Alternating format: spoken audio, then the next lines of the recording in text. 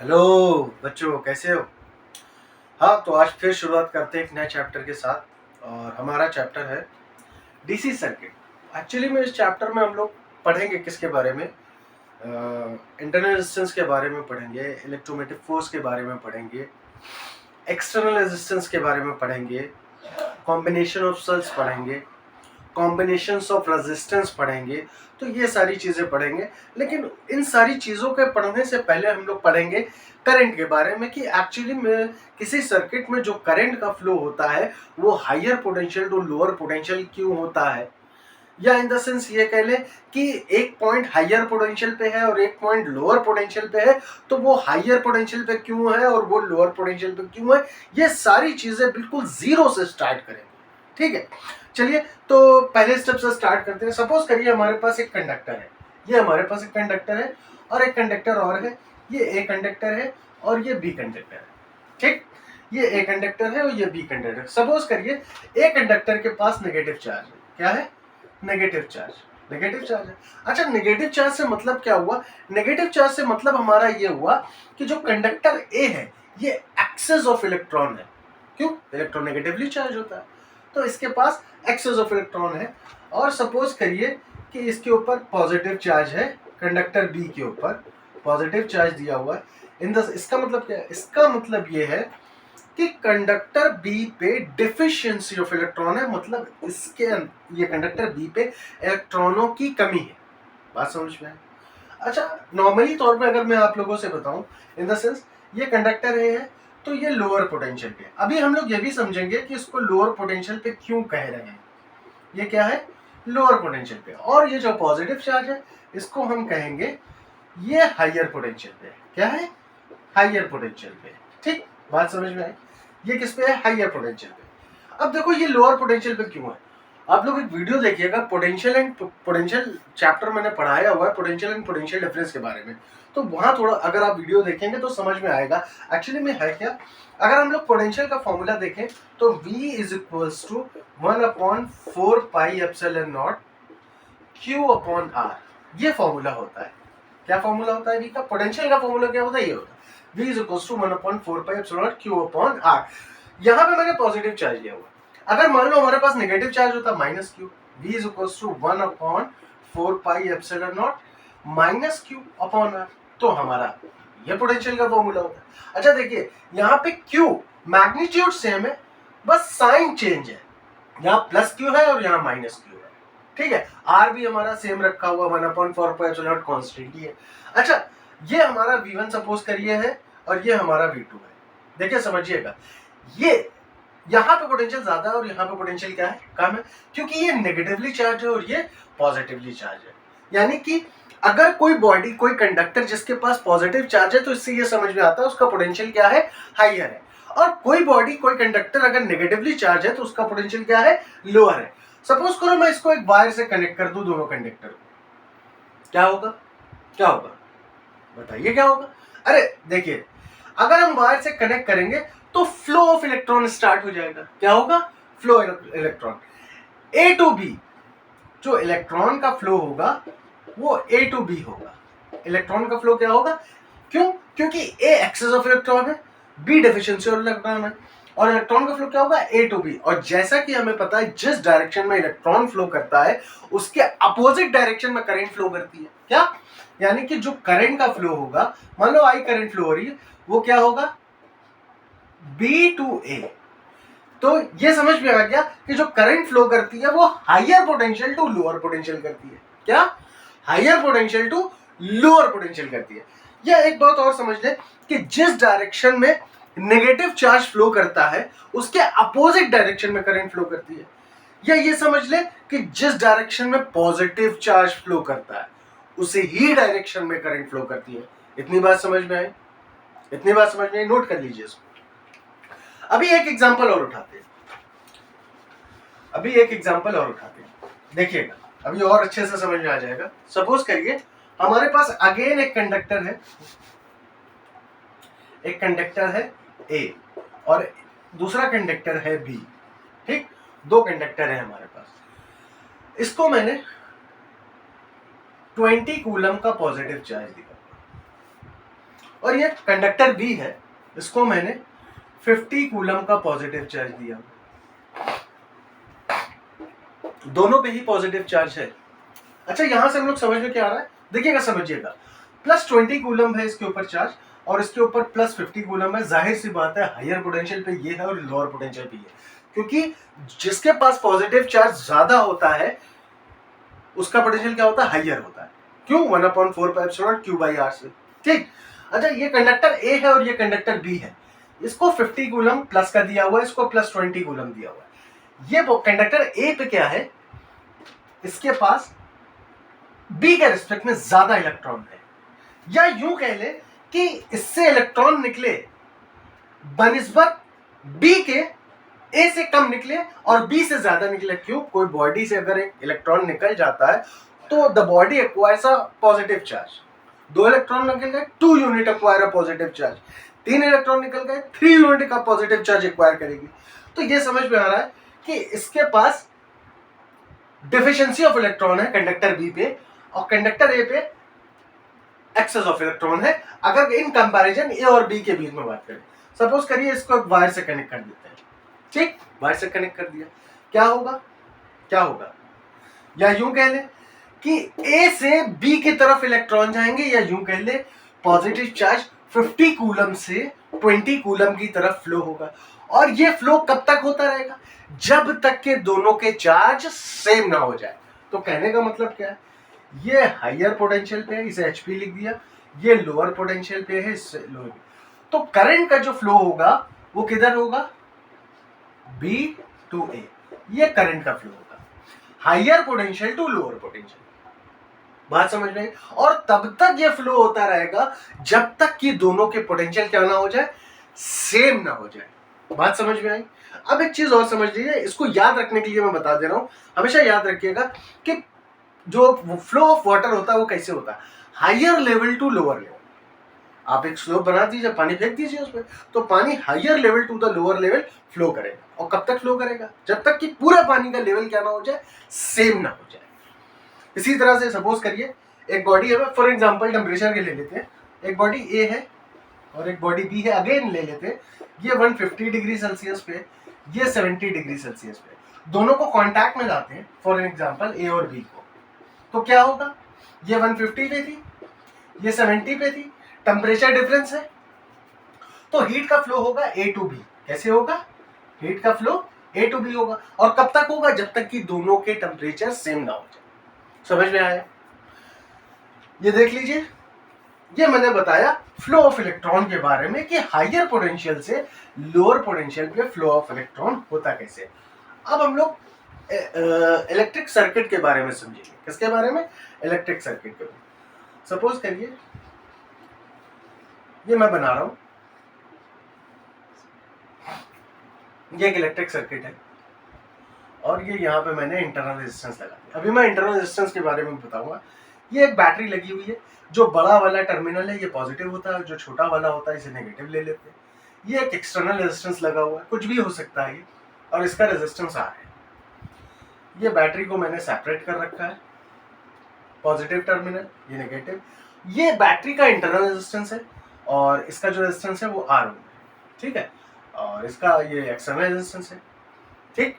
अच्छा, बैटरी का ईएमएफ अगर हम कह दें ई है, क्या कहते हैं? ई है। बैटरी का ईएमएफ क्या है? ई है। तो अब हम यहाँ समझेंगे एक्चुअली में ईएमएफ होता क्या है, ईएमएफ के बारे में समझेंगे।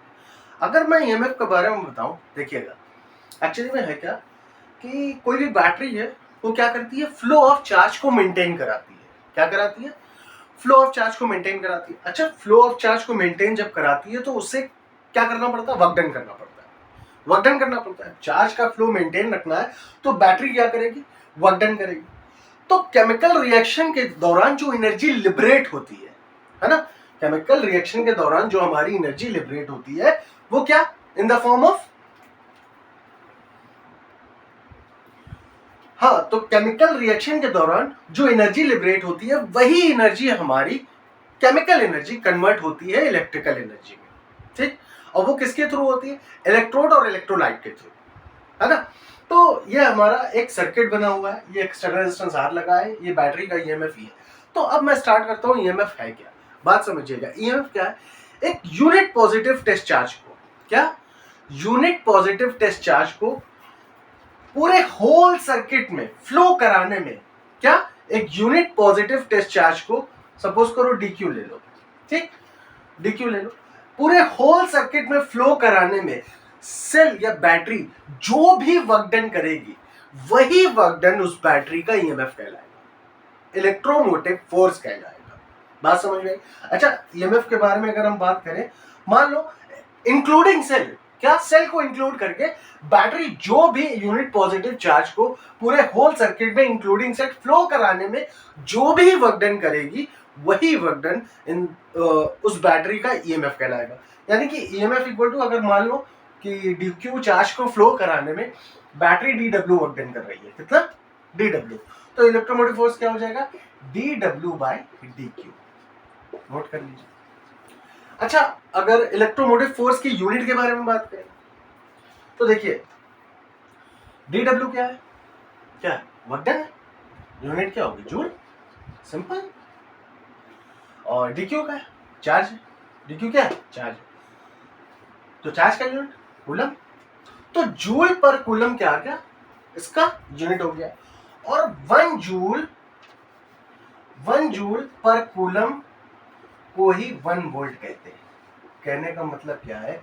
अगर कोई बैटरी, 1 वोल्ट का डेफिनेशन देख लो, अगर कोई बैटरी 1 कूलम चार्ज को फ्लो कराने में 1 जूल वर्क डन करती है तो उस बैटरी का ईएमएफ क्या होगा? 1 वोल्ट होगा। क्या होगा? 1 वोल्ट। इसको नोट कर लीजिए, समझ में आया? नोट कर लीजिए। अब हम लोग बात कर रहे हैं इंटरनल रेजिस्टेंस के बारे में। किसके बारे में? Internal resistance. देखिए,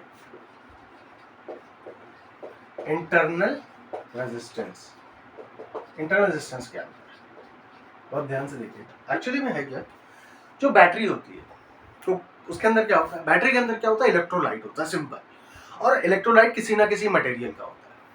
तो एक्चुअली में है क्या, कोई सर्किट है, फॉर एन एग्जांपल एक सर्किट कंसीडर कर लेते हैं। ये एक सर्किट है, ये बैटरी है, ये इसका इंटरनल रेजिस्टेंस है, ये एक्सटर्नल रेजिस्टेंस आर है, ये स्मॉल है, ये ई है, ये प्लस है, ये नेगेटिव, ये आई करंट भेज रहा है। तो देखो, बैटरी के बाहर अगर देखें, आउटसाइड द बैटरी जो करंट फ्लो हो रही है वो positive terminal to negative terminal हो रही है। कैसे हो रही है? Positive terminal to negative. लेकिन सेल के अंदर अगर हम देखें थोड़ी देर के लिए, अगर हम सेल के अंदर देखें तो नेगेटिव टू पॉजिटिव फ्लो हो रही है, ठीक। अब होता क्या है कि सेल के अंदर क्या होता है? इलेक्ट्रोलाइट होता है। तो इलेक्ट्रोलाइट का मटेरियल करंट के फ्लो में जो भी रेजिस्टेंस ऑफर करता है वही उस बैटरी का क्या कहलाता है? इंटरनल रेजिस्टेंस कहलाता है। अच्छा, इंटरनल रेजिस्टेंस जो है क्या होता है? डायरेक्टली प्रोपोर्शनल होता है किसके? Length of the in the sense. और इंटरनल रेजिस्टेंस क्या होता है? इनवर्सली प्रोपोर्शनल होता है। इलेक्ट्रोड जो डिप्ड होते हैं इलेक्ट्रोलाइट में उसके एरिया के इनवर्सली प्रोपोर्शनल होता है। और नेचर पे डिपेंड करता है internal resistance. Temperature of the electrolyte पे डिपेंड करता है इंटरनल रेजिस्टेंस। समझ में आया? समझ में आया? नोट कर लीजिए। हाँ, तो अब हम लोग इंटरनल रेजिस्टेंस के बारे में पढ़ चुके हैं। अब हम लोग पढ़ेंगे किसके बारे में? कि देखेंगे थोड़ा सा कि सर्किट में करंट का फ्लो होता कैसे है एक्सटर्नल रेजिस्टेंस में। सपोज करिए ये बैटरी का इंटरनल रेजिस्टेंस है आर है, ये ईएमएफ ई है, ये पॉजिटिव, ये नेगेटिव, ये एक्सटर्नल रेजिस्टेंस। अच्छा देखिएगा, यहाँ से दिख रहा है, मैंने जैसा कि अभी बताया, जब मैंने इंटरनल रेजिस्टेंस एक्सप्लेन किया तो सेल के आउटसाइड जो है करंट जो फ्लो करती है, मान लो ये बैटरी है, ये ईएमएफ ई है, ये आई करंट भेज रही है, तो पॉजिटिव टू नेगेटिव फ्लो करती है। अच्छा, यहाँ से ये समझ में आ रहा है, ये 2 पॉइंट अगर हम कंसीडर करें तो इस वाले पॉइंट का पोटेंशियल हायर पोटेंशियल होने वाला है और इस वाले पॉइंट का लोअर पोटेंशियल होने वाला है, क्योंकि करंट का डायरेक्शन जो है वो लेफ्ट टू राइट है, ठीक। करंट का डायरेक्शन क्या है? Left to right. या इसको ए पॉइंट कह दे और इसको बी पॉइंट कह दे, तो करंट का डायरेक्शन क्या है? ए से बी है। अच्छा, अब हम ये समझेंगे कैसे कि ए का पोटेंशियल हायर है या बी का पोटेंशियल हायर है। देखिए, बात अभी मैंने जस्ट अभी पहले बताई, थोड़ी देर पहले क्या बताया? ए का पोटेंशियल हायर क्यों है? क्योंकि ये बैटरी के पॉजिटिव टर्मिनल से कनेक्ट है और v इज इक्वल टू क्या बताया था 1/4 क्यूब बाई आर, यानी कि पॉजिटिव चार्ज जितना ज्यादा होगा पोटेंशियल उतना हाइयर होगा। तो ये बैटरी के पॉजिटिव टर्मिनल से कनेक्ट है, इसका पोटेंशियल हाइयर होने वाला है। ये बैटरी के नेगेटिव टर्मिनल से कनेक्ट है, इसका पोटेंशियल लोअर होने वाला है। Simple as that. समझ में आया? तो करंट का जो फ्लो होगा वो ए टू बी होगा। A have a higher potential, B have a lower potential. Simple as that. बात समझ में आई? नोट कर लीजिए।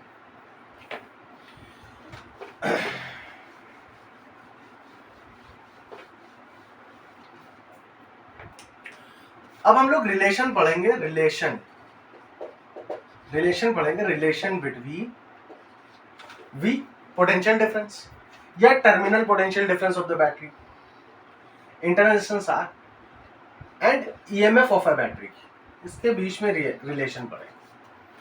अच्छा, रिलेशन पढ़ेंगे, देखते हैं। सपोज करिए ये हमारा एक सर्किट है, ये एक एक्सटर्नल रेजिस्टेंस लगा हुआ है, ये बैटरी, ये इंटरनल रेजिस्टेंस आर है, बैटरी का ईएमएफ ई है, ये पॉजिटिव टर्मिनल, ये नेगेटिव, और ये एक्सटर्नल रेजिस्टेंस आर। ठीक, अब हम यहां करेंगे क्या, तीन चीजों को कैलकुलेट करेंगे। पहले तो बैटरी जो वर्क डन कर रही है, बैटरी जो वर्क डन कर रही है वो, और बैटरी के बाहर क्या वर्क डन हो रहा है और बैटरी के अंदर क्या वर्क डन हो रहा है। तो बैटरी के बाहर वर्क डन और अंदर वर्क डन को ऐड कर देंगे, वही बैटरी का टोटल वर्क डन होगा। सिंपल है। इसको थोड़ा सा ऐसे बना लेंगे। ठीक, सपोज करिए कि ये जो बैटरी के बाहर वर्क डन कहां होगा, एक्सटर्नल रेजिस्टेंस के जो आर लगा हुआ है, और इसका पोटेंशियल डिफरेंस अगर थोड़ी देर के लिए वी कर दें और यहां पे लिख दें हम डी डब्ल्यू एक्सटर्नल, क्या एक्सटर्नल, EXT का मतलब है एक्सटर्नल। और अभी मैंने आप लोगों को E इज इक्वल टू क्या बताया था, D W by D Q. ठीक, तो डी डब्ल्यू यहां से क्या आ जाएगा, ई डी क्यू, ईएमएफ और चार्ज। अच्छा, एक्सटर्नल में एक्सटर्नल रेजिस्टेंस में किया गया वर्क डन ले रहा है, तो D W external is equal to क्या हो जाएगा, वी डी क्यू। मान लो dq चार्ज को फ्लो कराने में पोटेंशियल डिफरेंस v में किया गया वर्क डन जो है वो dw एक्सटर्नल है। सिंपल। अच्छा, dw इंटरनल क्या होगा, इंटरनल क्या होगा, यानी कि इंटरनल रेजिस्टेंस पे क्या वर्क डन किया गया, तो dw इंटरनल, तो इसके अक्रॉस पोटेंशियल डिफरेंस। अच्छा, इसके अक्रॉस पोटेंशियल डिफरेंस क्या होगा, ओम्स लॉ में जैसा कि हमने पढ़ा, अगर ये बैटरी करंट आई भेज रही है, मान लो ये करंट आई जा रहा है, तो इंटरनल रेजिस्टेंस में भी करंट आई फ्लो हो रहा होगा, और इसका पोटेंशियल डिफरेंस क्या होगा, I इंटू आर। ये इंटरनल रेजिस्टेंस में पोटेंशियल डिफरेंस होगा, तो क्या होगा, डी डब्ल्यू इक्वल टू क्या हो जाएगा, आई आर डी क्यू। अरे वी डी क्यू ही लिखा है ये, ठीक है, इसको स्मॉल वी बोल दो, internal resistance across potential difference. ठीक, अच्छा, डी डब्ल्यू बैटरी क्या वर्क डन कर रही है, तो अब क्या लोगे, ईएमएफ ले लो, डी क्यू, यानी कि E इंटू डी क्यू, इसको टोटल वर्क डन करेंगे। और ये बैटरी जो टोटल वर्क डन कर रही है ये इंटरनल और एक्सटर्नल के सम के बराबर होगा, यानी कि E D Q is equal to V D Q plus I R D Q. ठीक ठीक, अच्छा, यहां से डी क्यू अगर कॉमन ले लें तो V प्लस आई आर। ठीक, और E डी क्यू इधर था, ये डी क्यू से डी क्यू क्या हो जाएगा, कैंसिल हो जाएगा, तो E इज इक्वल टू यहां से क्या आ गया, V प्लस आई आर। अच्छा, V अगर यहां से निकाले आई आर प्लस का उधर जाए माइनस का, तो E माइनस आई आर। कहने का मतलब क्या है, ये जो पोटेंशियल डिफरेंस है एक्सटर्नल रेजिस्टेंस में जो था, इसी को बैटरी का टर्मिनल पोटेंशियल डिफरेंस कहते हैं। क्या कहते हैं, बैटरी का टर्मिनल पोटेंशियल डिफरेंस। यानी कि जो बैटरी का टर्मिनल पोटेंशियल डिफरेंस है, अगर ईएमएफ से इंटरनल रेजिस्टेंस के पोटेंशियल डिफरेंस को माइनस कर दें तो we will get the terminal potential difference of the battery. अच्छा, इसको एक तरीके से और ये वाले V को एक तरीके से और कैलकुलेट किया जा सकता है। अगर हमें एक्सटर्नल रेजिस्टेंस मालूम है और उस रेजिस्टेंस में फ्लो होने वाली करंट मालूम है, तो V is equal to I R लगा देंगे, इससे भी बैटरी का टर्मिनल पोटेंशियल डिफरेंस या रेजिस्टेंस के अक्रॉस पोटेंशियल डिफरेंस निकल आएगा। नोट कर लीजिए इसको। ठीक,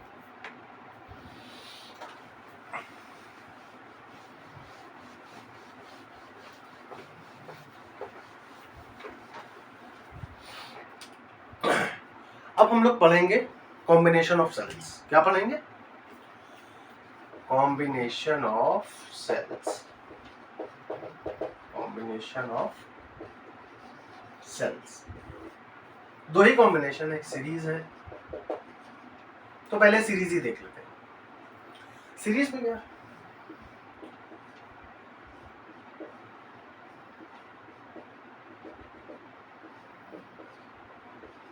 सपोज करो ये एक एक्सटर्नल रेजिस्टेंस आर लगा, ठीक। इस बैटरी का जो ईएमएफ है वो ई है, इसका भी ई है, इसका भी ई है, और ऐसे एन बैटरीज लगी, और हर एक बैटरी का इंटरनल रेजिस्टेंस आर है। क्या है? इंटरनल रेजिस्टेंस आर है, ठीक। इंटरनल रेजिस्टेंस क्या है? आर है। एन बैटरीज लगी हैं सीरीज में, सबके इंटरनल रेजिस्टेंस आर है, और हर एक बैटरी का ईएमएफ क्या है? सेम है, ई है। और इन सभी बैटरी से एक एक्सटर्नल रेजिस्टेंस लगा हुआ है जिसका रेजिस्टेंस क्या है? आर है। बात समझ में आई? यहाँ पे कुछ नहीं करना है, सिंपल, कुछ नहीं करना। पहले तो equivalent resistance of the resistor निकालना। अच्छा देखो, ये सभी इंटरनल रेजिस्टेंस इस एक्सटर्नल रेजिस्टेंस के साथ सीरीज में लगे। अच्छा, इक्विवेलेंट रेजिस्टेंस अगर निकालें तो आर को कितने टाइम्स ऐड किया?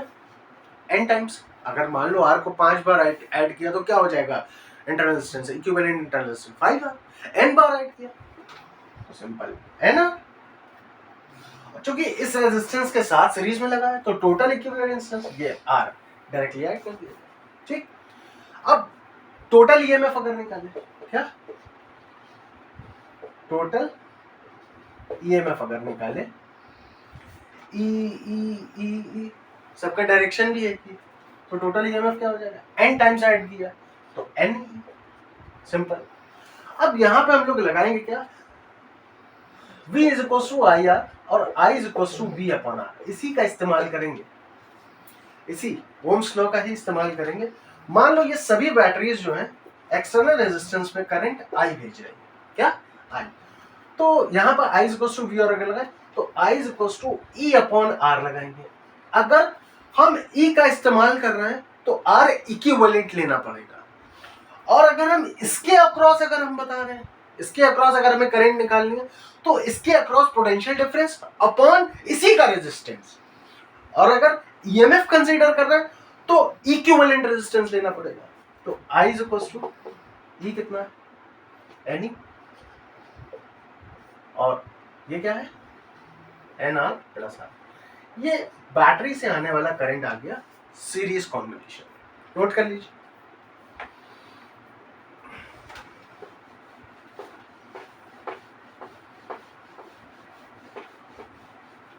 अच्छा, ये सीरीज हो गया हमारा। अब हम लोग थोड़ा सा पैरेलल में देखते हैं। किसमें? Parallel combination. ये पैरेलल लाइन बनी, क्या होता है इसमें?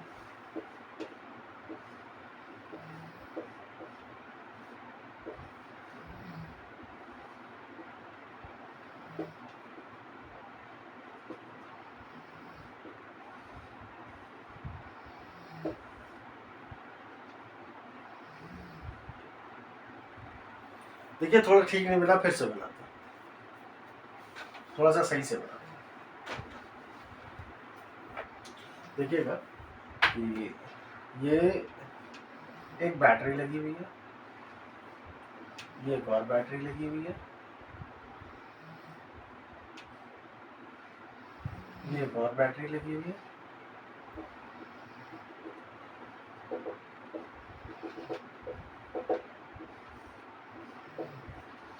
ऐसी एन बैटरीज लगी हैं। क्या लगी हैं? N batteries. ऐसी एन बैटरीज लगी हैं और सब के इंटरनल रेजिस्टेंस आ रहे हैं स्मॉल आर, यहाँ भी स्मॉल आर, और यहाँ भी स्मॉल आर, और हर एक बैटरी का जो ईएमएफ है वो ई है। क्या है? ई। सिंपल लिख लो, ई है, ठीक। और यहाँ से ये नहीं कनेक्ट करते हैं, ये बीच से लेते हैं इनको। ये एक एक्सटर्नल रेजिस्टेंस कनेक्टेड है आर, एक एक्सटर्नल रेजिस्टेंस आर कनेक्टेड है। ये सभी बैटरीज मिलके जो है, ये सभी बैटरीज इस एक्सटर्नल रेजिस्टेंस आर में आई करंट भेज रही है। अच्छा, अब यहाँ ये समझना है कि ईएमएफ क्या लिया जाए, कैसे, क्या सबको ऐड करेंगे या सबका रेसिप्रोकल करके ऐड। सिंपल, देखो ये एक पॉइंट देखो कंसीडर करो, ये वाला और ये वाला, इन दोनों पॉइंट्स के बीच में ईएमएफ कितना है? सिंपल ई, क्या है? ई। यानी कि ये सभी ईएमएफ की जगह पे सिर्फ एक ईएमएफ लेना है, एक ईएमएफ कंसीडर करना है, यानी कि टोटल ईएमएफ जो बैटरी का है वो ई कंसीडर होगा, क्योंकि पैरेलल में कनेक्टेड है और पैरेलल में ये एक पॉइंट और ये इन दो पॉइंट्स के बीच में जो ईएमएफ आएगा वो सिर्फ ई आएगा, ठीक। और इंटरनल रेजिस्टेंस सबके क्या है? आर है, पैरेलल में लगे हैं, तो इंटरनल रेजिस्टेंस का कितनी बार ऐड किया? 1/r plus 1/r plus dash dash n times add किया। कितने टाइम्स? n times. तो क्या हो जाएगा? अरे 1/r 1/r 2/r, n times add करोगे तो n/r, इसका रेसिप्रोकल कर दोगे तो इंटरनल रेजिस्टेंस का इक्विवेलेंट रेजिस्टेंस क्या आ जाएगा? r/n, r/n, simple. यानी कि 1/r का r इक्विवेलेंट, तो ये R इक्विवेलेंट क्या आ गया? R/n। अच्छा, अगर इसके अक्रॉस इसके साथ इंटरनल रेजिस्टेंस का इक्विवेलेंट रेजिस्टेंस निकाले तो देखो ये सारे इसके साथ सीरीज ही में कनेक्ट है, पैरेलल में नहीं है, ठीक। तो R इक्विवेलेंट क्या हो जाएगा? R इक्विवेलेंट क्या हो जाएगा?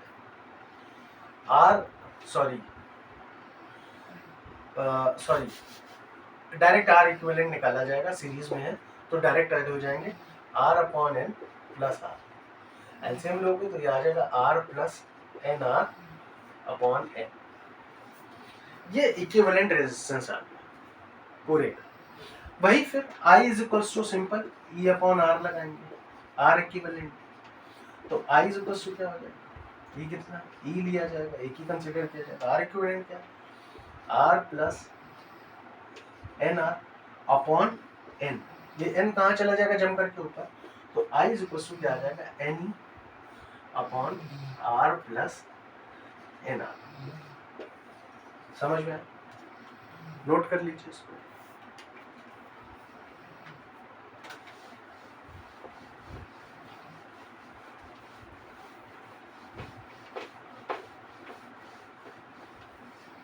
नोट कर लीजिए, और बाकी का नया वीडियो आपको इंशाल्लाह मिल जाएगा बहुत जल्द।